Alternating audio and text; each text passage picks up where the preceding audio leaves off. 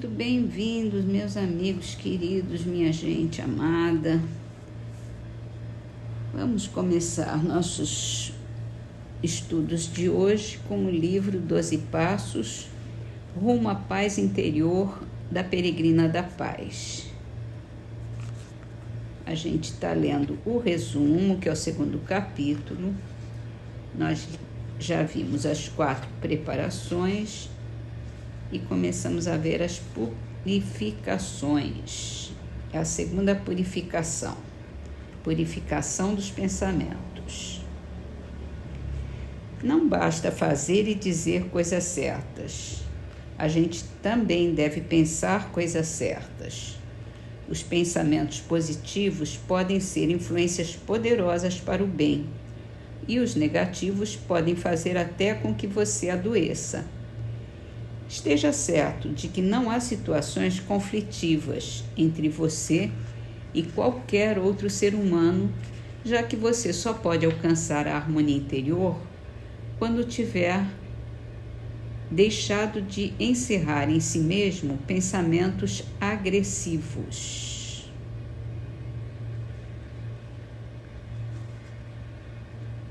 É o início da paz, né? Quando a gente age corretamente, pensa corretamente,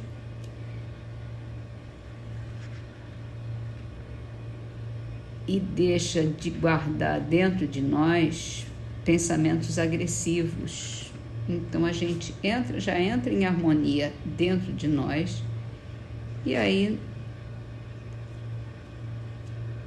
não existe conflito entre nós e o mundo, porque a gente está em paz.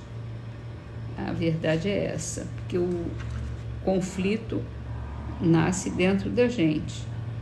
Se a gente está em paz, não há conflito com ninguém mais. As pessoas podem ter conflito com a gente não. Legal, né? Vamos chegar lá. Livro dos Espíritos.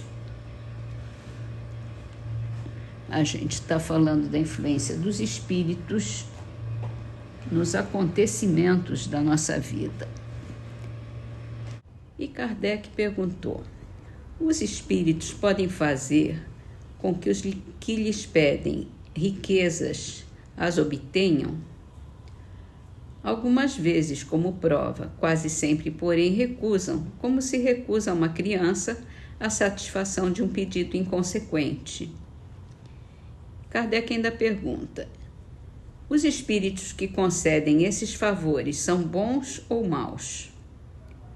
Uns e outros, depende da intenção. Na maioria das vezes, entretanto, os que os concedem são os espíritos que querem arrastá-los para o mal, que encontram um meio fácil de conseguirem, facilitando-lhes os gozos que a riqueza proporciona.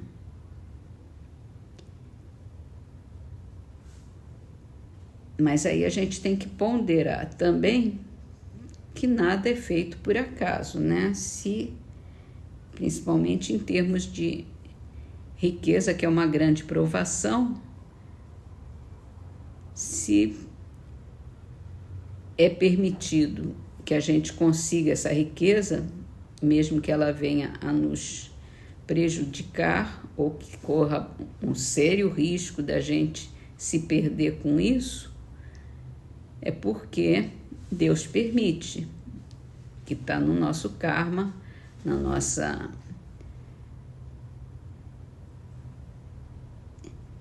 necessidade, experimentar para provar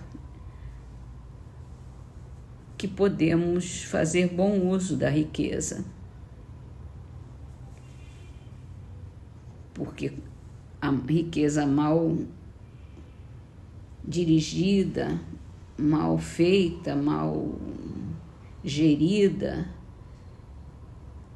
ela vai nos proporcionar muitos conflitos, muitas situações muito difíceis de futuro, né? Porque a gente pode prejudicar muita gente, pode se prejudicar muito com isso. Tem que pensar muito bem no que da nossa responsabilidade, quando tem acesso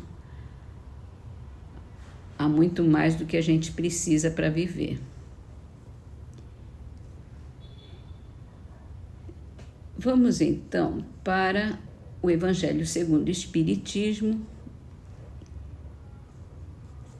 Estamos falando sobre a prece, a ação da prece e a transmissão do pensamento no capítulo Pedi e Obtereis. Pela prece, o homem obtém o concurso dos bons espíritos, que correm para sustentá-lo em suas boas resoluções e a inspirar-lhes ideias sãs. Ele adquire desse modo a força moral necessária para vencer as dificuldades e voltar ao caminho reto, se afastou dele. Por esse meio, ele também pode desviar de si os males que atrairia pelas suas próprias faltas. Por exemplo, um homem vê arruinada sua saúde em consequência de excessos a que se entregou e arrasta até o termo de seus dias uma vida de sofrimento. Ele tem o direito de se queixar se não obtiver a cura que deseja? Não, pois ele poderia ter encontrado na prece a força para resistir às tentações. Os males da vida se dividem em duas partes, uma constituída das que o homem não pode evitar e a outra das tribulações de que ele se constituiu a causa primária pela sua incúria ou pelos seus excessos. Vê-se que a segunda, em quantidade, excede de muito a primeira. Então, faz-se evidente que o homem é o autor da maior parte de suas aflições, que ele teria poupado se sempre trabalhasse com sabedoria e prudência. Não menos certo é que todas essas misérias resultam das nossas infrações às leis de Deus, e que, se as observássemos pontualmente, seríamos inteiramente felizes. Se não ultrapassássemos o limite do necessário na satisfação das nossas necessidades, não apanharíamos as enfermidades que resultam dos excessos, nem experimentaríamos as vicissitudes que as doenças acarretam. Se puséssemos freio à nossa ambição, não teríamos de temer a ruína. Se não quiséssemos subir mais alto do que podemos, não teríamos de recear a queda. Se fôssemos humildes, não sofreríamos as decepções do orgulho abatido. Se praticássemos a lei de caridade, não seríamos maldizentes, nem invejosos, nem ciosos, e evitaríamos as disputas e dissensões. Se mal a ninguém fizéssemos, não teríamos de temer as vinganças. Admitamos que o homem nada possa com relação aos outros males, que toda prece lhe seja inútil para se livrar deles. Já não seria muito o ter a possibilidade de ficar isento de todos os que decorrem da sua maneira de proceder? Ora, aqui facilmente se concebe a ação da prece, visto ter por efeito atrair a salutar inspiração dos espíritos bons, granjear deles forças para resistir aos maus pensamentos, cuja realização nos pode ser funesta. Nesse caso, o que eles fazem não é afastar de nós o mal, mas nos desviar do mau pensamento que pode nos causar dano. Eles não impedem nada ao cumprimento dos decretos de Deus, nem suspendem o curso das leis da natureza, apenas evitam que as infringamos, dirigindo o nosso livre-arbítrio. Agem, contudo, a nossa revelia de maneira imperceptível, para não nos subjugar à vontade. O homem se acha, então, na posição de um que solicita bons conselhos e os põe em prática, mas conservando a liberdade de segui-los ou não.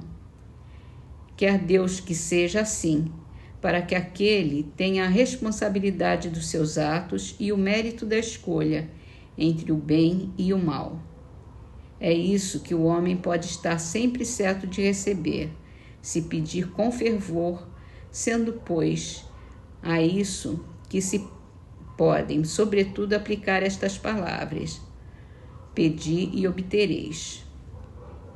Mesmo com sua eficácia reduzida a essas proporções, já não traria a prece resultados imensos? Ao Espiritismo foi reservado nos provar a nossa ação, com o de nos revelar as relações existentes entre o mundo corpóreo e o mundo espiritual. Os efeitos da prece, porém, não se limitam aos que vimos de apontar. Recomendam-na a todos os espíritos. Renunciar alguém à prece é negar a bondade de Deus, é recusar para si a sua assistência e para com os outros abrir mão do bem que lhes pode fazer. É o que eu tenho sempre observado. A responsabilidade é sempre nossa. A gente pede para ser ajudado, para ter forças para a gente desviar os maus pensamentos, as más ações, para a gente se desviar do mal. A gente é que desvia, o mal não é afastado simplesmente, porque a gente muitas vezes pede para se livrar do mal, mas vai atrás dele, né? Então, é tudo nossa responsabilidade. Mas os espíritos ajudam, eles avisam, eles dão intuições, eles mostram o caminho e a gente está aí, com o livre-arbítrio para escolher o caminho. Muito bem, vamos então terminar as nossas leituras com uma trovinha de Casimiro Cunha. Agora ela é do livro Através do Tempo, também psicografado por Chico Xavier, e o título é Confraternização. Quem luta e confraterniza entrega-se com fervor, cada dia, cada hora, à sementeira do amor.